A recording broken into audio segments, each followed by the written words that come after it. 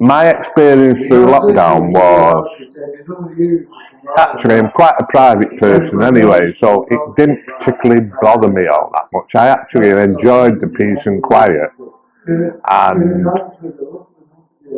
life's too hectic and too busy anyway, and too much rushing about, and people don't get 5 minutes to themselves.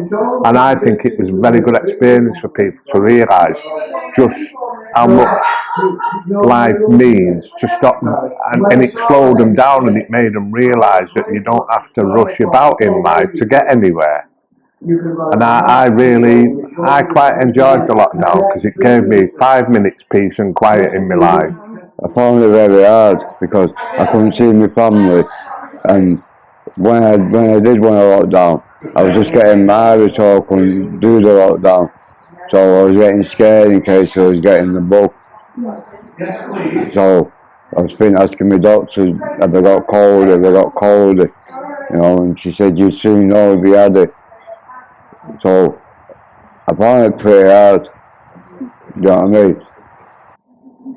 During lockdown, I was in contact with one or two of the from Spark, from Pure, Paige, who works at Pure, James at Mind, at Spark. I could ring up if just feeling a bit down and talk to someone for a bit. I got help from my sister. And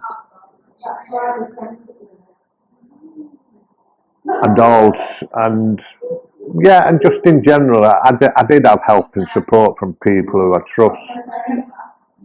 So it didn't make it too bad, the lockdown. It was okay because I know I could ring someone up and speak to someone if I had to. Yeah, I had my food delivered every week. I don't know who sorted that out. I don't know if it was Lisa or my social worker. I don't know. But I used to get food delivered every week, and the ladies used to deliver me. Well, actually, they still do it now. They deliver me my dinners every week, and all I had to do was just go and get my meds. And Lisa give me phone calls and everything, keeping me up to date on my flat. I think life since lockdown has been a lot better. Like I said about people realise that how much they've been missing out on life because the life slowed down in lockdown. I know a lot of people didn't like it not being able to go out, but it did actually mean they had time to themselves. They weren't rushing about work all the time. And I generally find that what I liked was during lockdown was no planes in the sky. It was nice and quiet. You could hear the birds whistling in the trees. And that's what I mean, life. And now it's slowly started getting back to normal. I go to the start of the week, and I come here, and I go to Lockmondona when it's open. And it's pretty hard really, because I don't have very many places I can go, because I don't have any family I can go to anymore. So it's like I depend on these outings to get me out of my flat. Because if not, I just sit in my flat all the time. If there's nowhere to go, I'm not going to risk myself. You know what I mean? I'm not going to go past people to risk getting the bug if I don't need to go out. I enjoy coming to these weeks because it gets me out of my flat.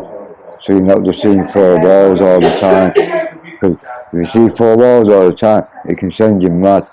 I know, because I did 4 months of staying in my flat.